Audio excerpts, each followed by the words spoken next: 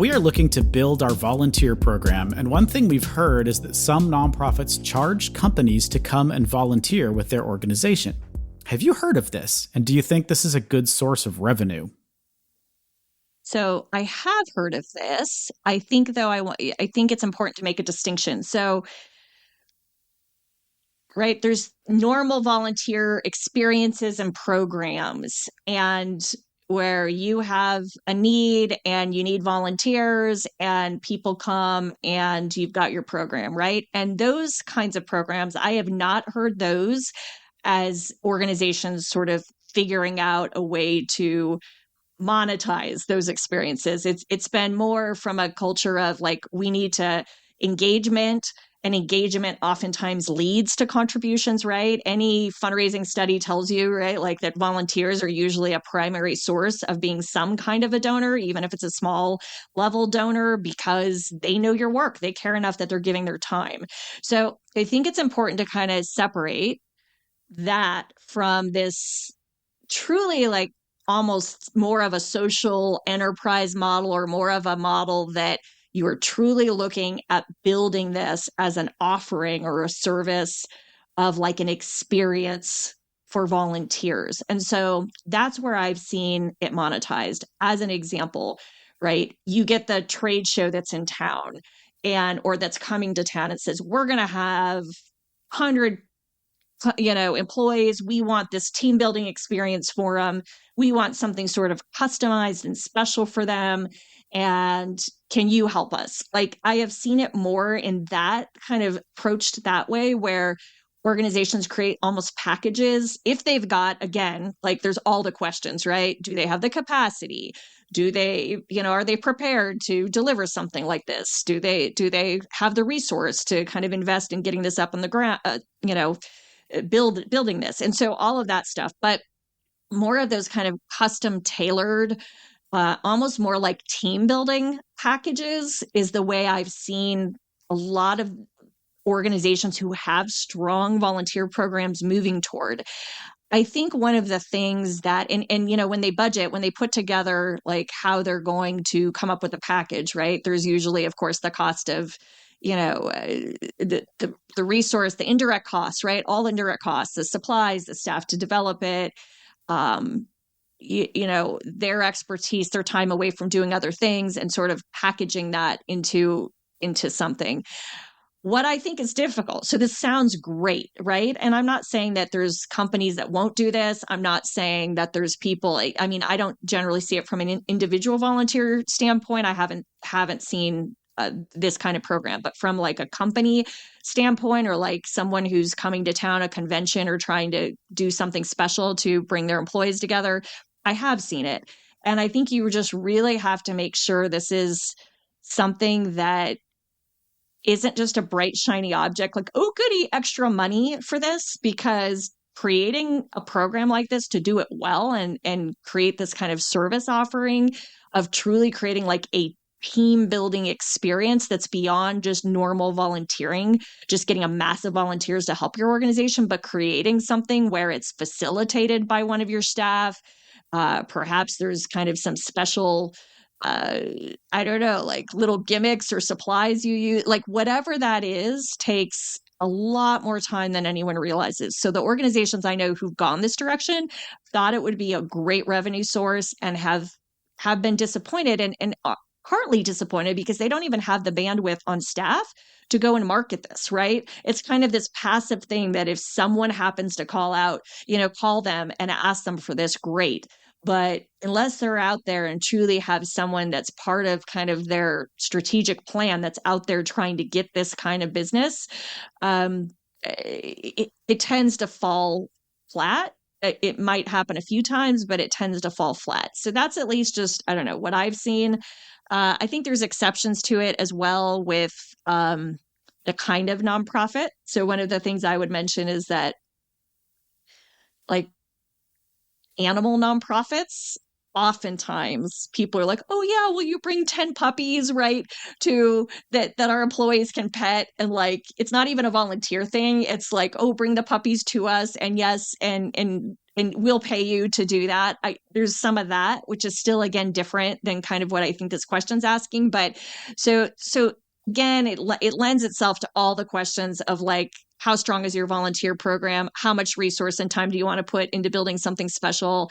And is this really going to be, there's no, unfortunately, silver bullet with revenue. So I would just say be cautious, ask yourself the right questions, and put a plan in place if this is a direction you want to head, because you have such a rock solid volunteer program that is known so well for kind of being above and beyond any other experience.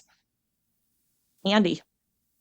Yeah, I agree 100% with everything you just said. One of the things I saw in the question, there's a little dissonance in the question because it starts with, we're looking to build our volunteer program. That's the first phrase. Okay, yeah. And then it starts talking about monetizing your volunteer program. I don't know that those two things are compatible necessarily. So I just wanted to kind of point that out. But in terms of like creating something that generates revenue, I'm all for that idea. But I think, like to your point, Stacey, you got to be really systematic. You're basically saying, I want to create a brand new business, creating a business, which is going to have a revenue component, and it's going to have a whole bunch of expenses connected to that revenue component. And this is not something that as nonprofits we do all the time. This is not part of our normal routine. So it's kind of outside of our wheelhouse, and which means we need to be really systematic about deciding whether or not that's a good idea. And there are some really great tools that you can use. So the one that's, I think the one that makes the most sense and is kind of the easiest to figure out is to look at and we do this for donors too. So it's not totally foreign to us, but it's to look at the lifetime value of someone. Like if we're going to do this program, what's the lifetime value of that acquisition, that customer acquisition? How much did it cost for us to acquire that customer? What's the lifetime value of that customer? And is it worth it? Are we going to spend more money acquiring the customer than we are going to be able to extract from this customer over that customer's lifetime? And when you're talking about something like conventions coming into town and doing a team building exercise, the lifetime value of that customer is almost nothing, because they're going to come and they're going to do exactly one thing for you and then go back to Cleveland or wherever they came from and never think about you again. So you're not creating a long-term relationship. It's very transactional. Did you get them interested in your mission? Maybe. Were they just thinking about like how many free drink tickets they were going to be able to scam off everybody else for later? Maybe. So you have to think about like from a really complicated, holistic look at the whole big picture. Like if we're going to spend $10,000 to get the marketing materials and everything we need to do this, like, are we going to be able to extract more than $10,000 out of these people that we're bringing into this social enterprise? Once you've done that, I mean, and this is why, at my previous job, this is why everybody called me Dr. No, because the answer is going to be no 100% of the time, or maybe 95% of the time. Right. So it doesn't mean it's a bad idea. It doesn't mean that there's not social enterprises that are really smart for nonprofits to do, but you got to go do the work. You have to like do all the math first and then come up with a plan and say, okay, if we're going to do this, these are the resources we're going to have to expend to get this thing up and running. And this is the return we expect at the end of X number of years. And look at it from a really sort of cold, sober, light of day. Is this a smart thing for us to be spending our time on? And if the answer is yes, awesome. That's great. That's more money for your mission. If the answer is no, at least you have like an Excel spreadsheet that proves this is why the answer is no. And then that way, the people that were really excited about this idea will get off your back. Nonprofit governance. Nonprofit answers. Nonprofit board. Nonprofit management. Nonprofit marketing. Nonprofit resources. Welcome to Nonprofit Everything, the podcast where hosts Andy Shurick and Stacey Wedding answer your questions about all things nonprofit. Welcome, everybody. That's right. It's us again. Another episode of Nonprofit Everything, which just shows up randomly on your phone every 2 weeks, whether you like it or not. So Stacey and I have a bunch of questions for you this week, and we're going to try to answer them. If you've got questions for us, if the questions that we've got this week are not exactly what you want to know about, you should send those to us so we can answer exactly what you want to know about. We like answering questions about HR topics. We like answering questions about boards. We like answering questions about weird technical financial things. Let's clarify that. Not we. We do not like that. You like that. We do not. I think you like it. You like it because you don't have to think about it, because you know that I will just talk for 15 minutes and you can relax and drink some tea. That's true. I get like a little mental break. Exactly. Thank you for that. Listening to me drone on and on. Exactly. I haven't had a question about unrelated business income tax in a while. So if you want to send one about that, we'll answer that one.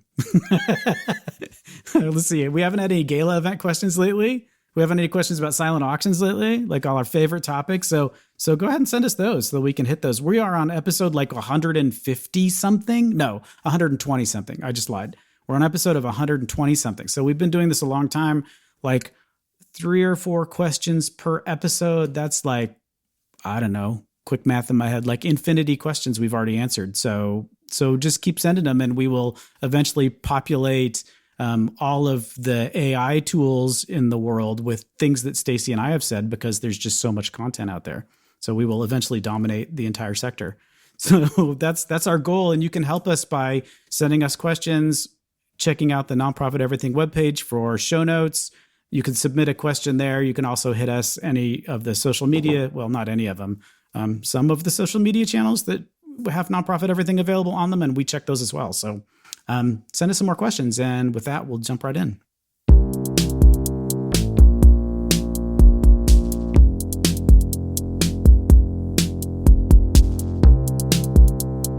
Okay, Stacey, this one's for you. I am a new executive director, and I sense a serious distrust between our staff and board. I'm concerned about this, as I see this as a critically important relationship in any nonprofit. How do I develop a culture of trust between our staff and board where there may be things from the past that led to mistrust?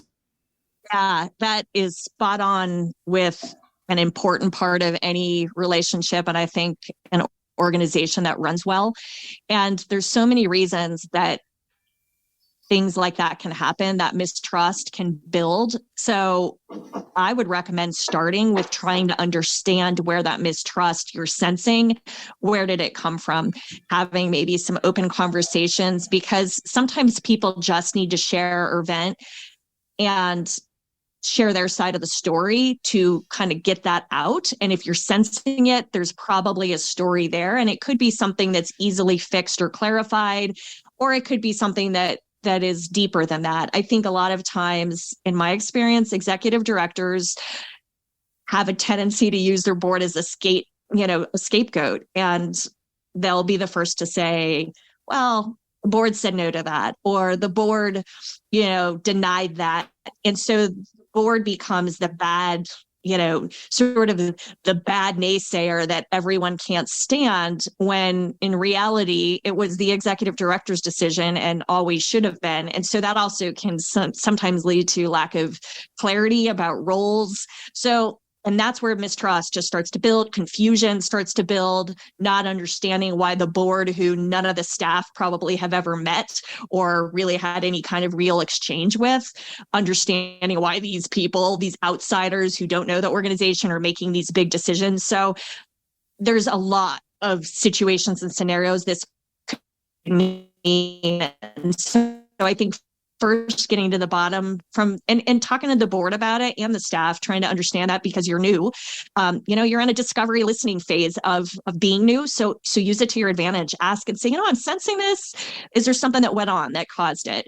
And then I think after doing that, I think it's a great opportunity to bring the two together and do it in a thoughtful way to figure out if there is sort of some trust or mistrust. Are there opportunities for the board to get to meet the staff to get to meet the board, just to kind of know, hey, we're all part of the same team. Here's our shared vision. I've seen organizations actually bring a board chair in to say some welcoming or opening remarks at something, to potentially say to the staff, we couldn't do this without you. I think those kinds of actions go a long way. And I think the idea of that proverbial breaking bread together or having some sort of social time where it's not just, I mean, it's important to center around the vision and direction of the agency, but I think it's also important to just have downtime to get to know each other. Like, hey, why are you on the board? Hey, why are you on the staff? Like, what do you do here? And sort of, and what do you do outside of this? That is invaluable to building trust. I mean, the same thing goes within the boardroom itself, but outside of the boardroom, board members interacting with staff, I think there's some cool opportunities to think about. And one final idea that you might consider that I've seen work really well is nonprofits where the board has actually served the staff breakfast or something, like cooked for the staff a breakfast or done something where it's sort of this reversal and sort of this servant leadership of, we want to thank you, staff. We know you work tirelessly and hard, and we want to do this. And I know a couple of organizations who've done things like that, and both parties have gotten a ton out of it. Like the board has been like, it felt so good to do this, and it felt so good to support the staff. And again, though, you've got to be really clear on, here's the board's role, here's our role as a staff, and together we make the magic happen. That makes sense to me. I think for this particular question, I want to know what was the precipitating event that makes the board and staff not trust each other? Because I think that makes a big difference in how you address it. Like, and I think it's fun that the way you answered the question was something that would work great in a small nonprofit, but in a big nonprofit would be very hard to pull off. Because the boards a lot of times in big nonprofits are not, I mean, they don't have time to interact with the staff. They're not going to serve anybody breakfast. That's not something that's ever going to happen. The power differential between the board members on a very large organization's board and staff members I think that's unbridgeable. I don't know that there's any way you're ever going to get them to be friends or don't think of each other as fellow human beings. It's really a very different relationship. So from a big nonprofit perspective, I'd be looking at what was the precipitating event? Why don't we trust each other? Because we all have very, very defined roles. I think it's important. I agree. It's totally important for a board to recognize that the staff has tons of expertise that the board doesn't have. The board is there for a very specific purpose, and it is not to run the organization day to day. That's the staff's job. And the staff needs to recognize that the board's overarching goal is to make sure that the organization is meeting the mission appropriately. And those seem like, it's really easy for us to just say that from, out in podcast land. Stacey and I can say this all day, like, well, and you just stay in your lane, right? But the reality is probably what's getting this into trouble is that people aren't staying in their lanes, that the staff thinks they know more than the board, so just do what I say. And the board thinks, why is the staff getting all acting up and trying to do things that they're not supposed to do? I mean, you're right. Maybe the previous ED used the board as a cudgel to say, like, to use them as a scapegoat to shoot down ideas that the ED didn't like. I don't know what it is, but I think you need to address the actual underlying issue, which is, what's the event that created this? Is this just a sort of a long-standing us against them, or why is it like this? And then see if you can address that directly, and not in a, Stacey and I are always going to differ on these kinds of things. Like Stacey's going to go full touchy-feely, and I'm going to go like, well, what's the technical reason for why is this different? What can we do to change everyone's behavior by doing things differently, right? So I don't know. After saying all of that, I don't know how to answer this question without knowing exactly what the actual event was. I think it's too hard to say. I think that's fair. And I'm going to share another example from a larger organization that may also be applicable for those that are listening that are from larger organizations. And just to put into context the idea about, the board making breakfast or whatever for the staff, I have seen that done in an organization and, about $1.5 million budget, as well as one that was probably closer to 3 million. So they are in general smaller. I mean, not these huge behemoths. The one example I'm going to share now is from an organization with an annual budget of 10 million. So it's significantly larger. And this was not actually intentionally designed to build this trust. It just naturally happened because the CEO of this nonprofit had her senior team come and share their own little, empowered them to come up with their own little kind of, hey, here's what we're doing, what we've set forth for our team for the next 2 years for the strategic plan. Here's what we're doing. Here's the top of mind issues we're addressing as our department of this organization. And so you'd have someone from fundraising and someone from volunteers and someone from programs and someone from finance and ops. And I'll tell you what, it was the board lit up. Like they were so excited to hear from different voices other than the CEO.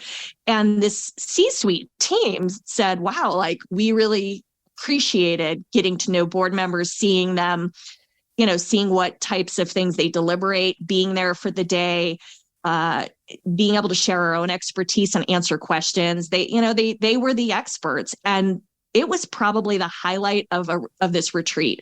And so I think that wasn't intentionally designed to build trust, but it did inherently build trust because it was about connection and sharing and respect for each other. So I think that's something that I would put in the toolbox too, not knowing. Back to your point, Andy, we don't know what precipitated the mistrust. I think that absolutely is the first step in kind of discovering, learning, and uncovering some of this.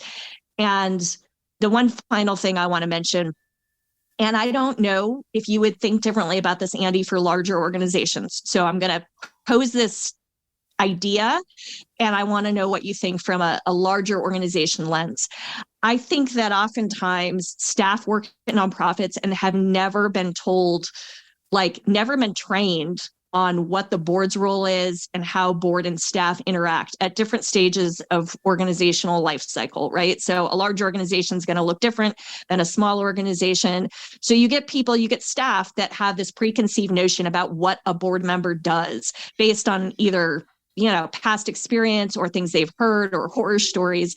So I think it is beneficial for staff to understand, here's this thing we call the board, and here's what the board does for the organization, and here's why that matters and why it's important, and here's, how that connects to what you're doing. And I think that is missing because we hear about board training and, board members get trained on their roles, but does the staff really understand the board member role? And, I would hope board members would basically understand the staff's role. I mean, that they're making this move forward. But what do you think? Do you think something like that would be important to a larger organization as well? Yeah, I love that idea. And I think I've told the story a bunch of times, like really early on in my nonprofit career, I was an intern.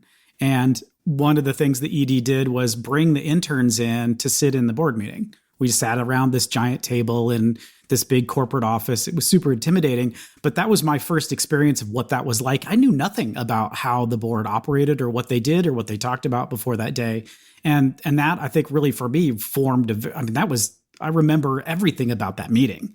And because for me, it was just sort of a formative memory of this is what they're doing. So I would totally agree that the staff need to know what the board's role is and why they're there and why they're working on what they're working on.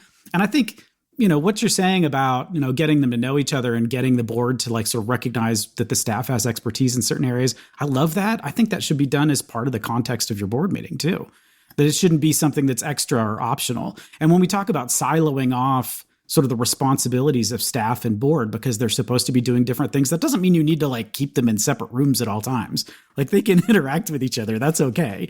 I've never been a big fan of mandatory fun either. We're going to do this thing and it's going to force this activity. I'd much rather have a conversation among humans and sort of get there on my own without somebody telling me how to do it. But yeah, totally. I think interaction between board and staff is super important, whatever way you can figure out to do it.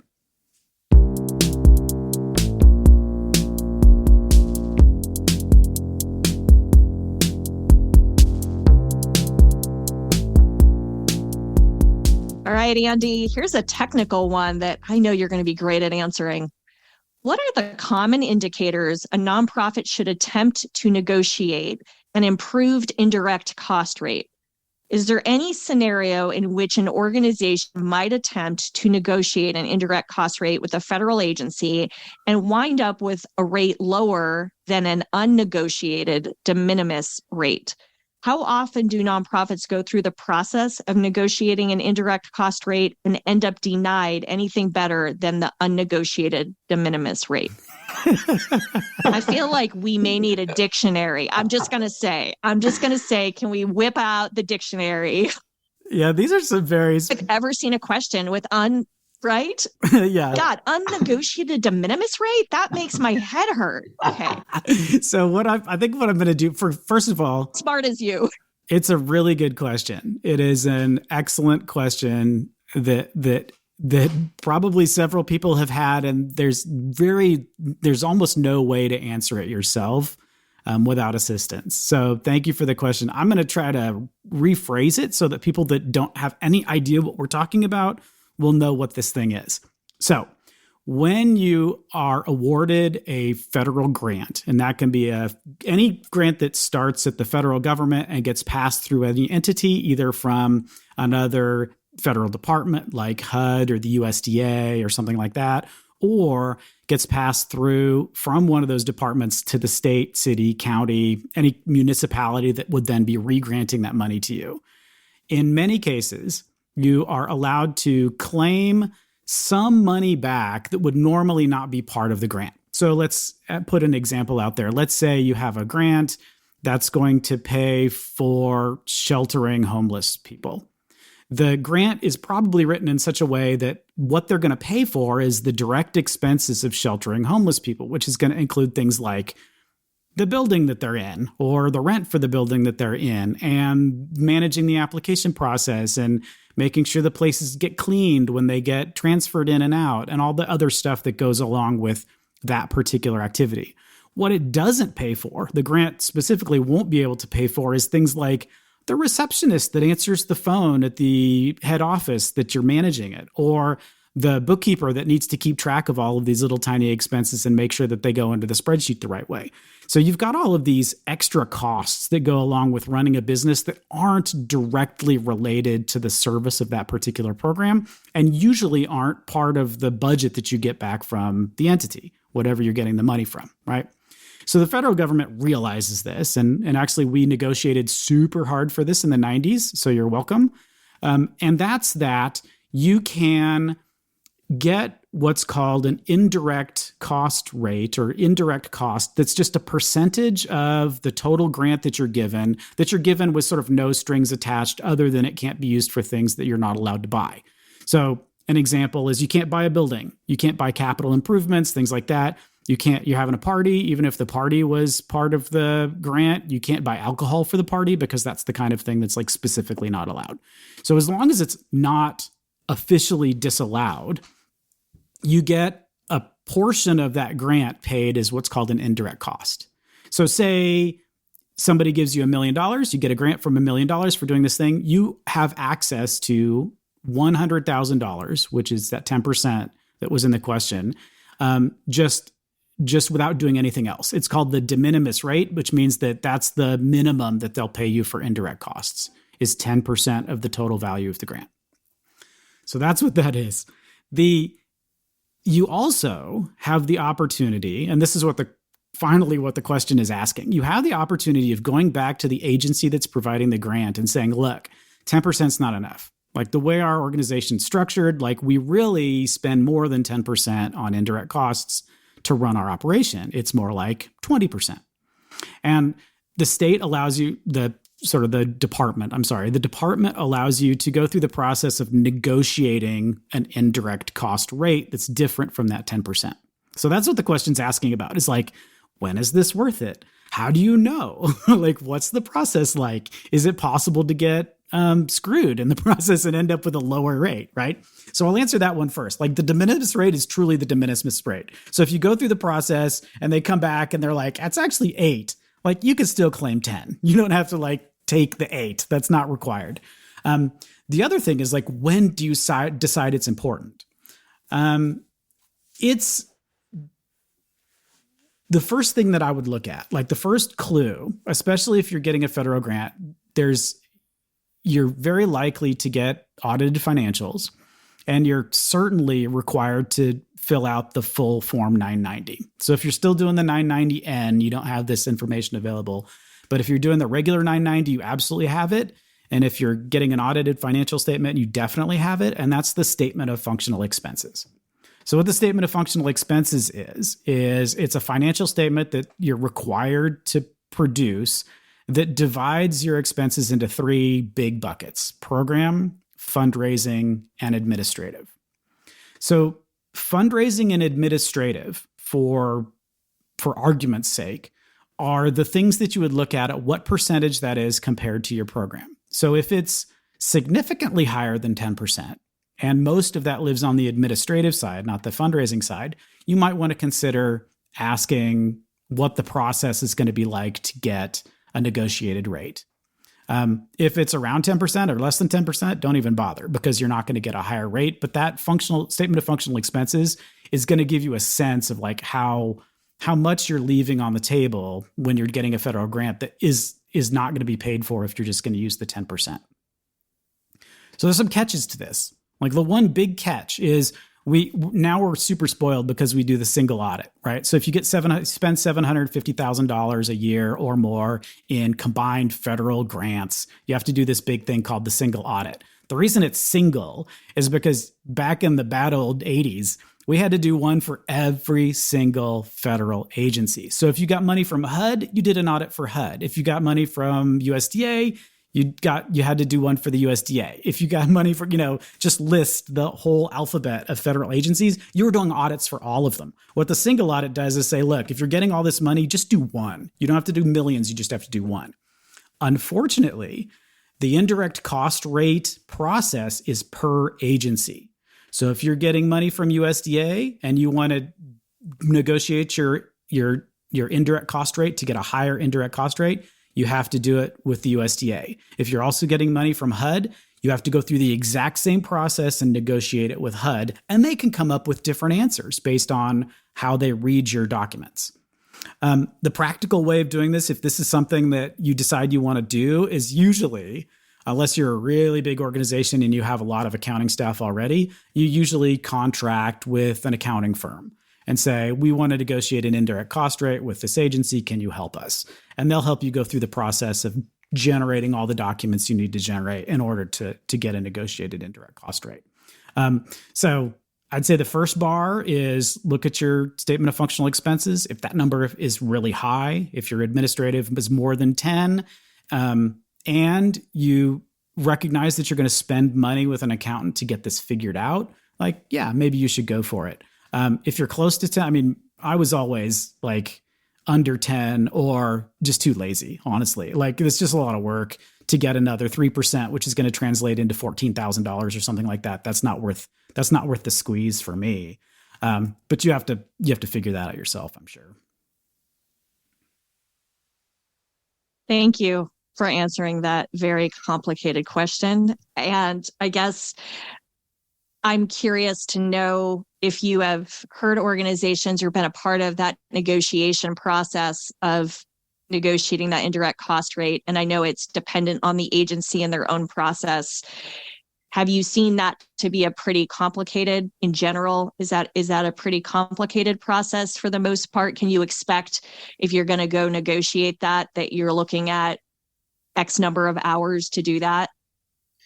Yeah, it's not impossible. And we'll put a link in the show notes to, once again, the Code of Federal Regulations, the section of the CFRs that talk about how, because it's a federal policy, right? It'll talk about if you want to negotiate an indirect cost rate, you have to do this. There's like an entire appendix dedicated to it.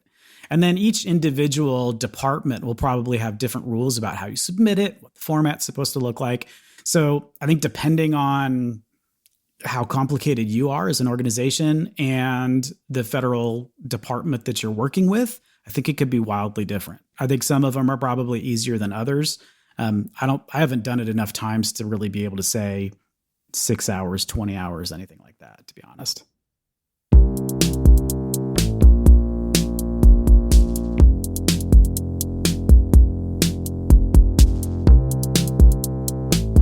Hey, everybody. Do you hear that round of applause in the background? Am I a total cheeseball? Yes, I am. That was my round of applause for you for getting through another episode. Hopefully it wasn't painful. Hopefully you don't need a round of applause, but still, thank you for sticking it out, sticking through till the end with us. So appreciate it. So sometimes we like to pop in random questions here of each other at the end. And I do have to ask Andy a question. He's asked me before, what book am I reading? So I'm curious to know what podcast, other than ours, of course, that you are listening to and not having to edit and do all the stuff you do for ours, but like something you're really enjoying listening to. So our friend Clay Buck just dropped a brand new podcast called Fundraising is Funny. And I listened to the first episode last night, and I found it hilarious and compelling, just like Clay is in real life. So if you haven't heard theirs, please go jump over, and we'll put a link to it in the show notes. So you can hear more nonprofit specific activity, and one with maybe a little less didactic flavor, a little more fun, and a little less fire hose download of information like ours is. I love it. I can't wait. I saw that promoted and I haven't had a chance to listen yet, but I'm going to. And yeah, Clay always delivers great, and his personality makes it fun. So do you think now that he's got his own podcast, he's still going to jump in and be a guest expert for us every once in a while? Or is he too cool? I was going to say, is he too cool for us anymore? Cool. Has he gotten too big? So anyway, let's hope not. If not, I'll have to go hunt him down and give him a swift kick in the butt. But I say that with all love if he's listening. Okay. So yeah. And I, just to return that question, I am listening to A Bit of Optimism by Simon Sinek.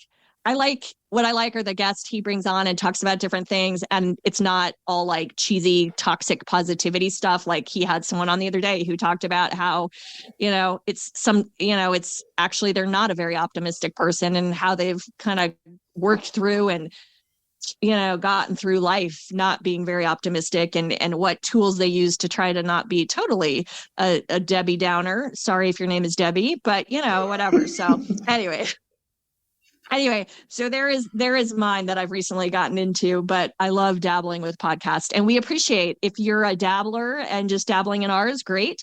If you are a longtime loyal listener, great. But thank you for listening to another episode. You know where to find us. You can hunt us down on social media. You can find us at nonprofiteverything.com.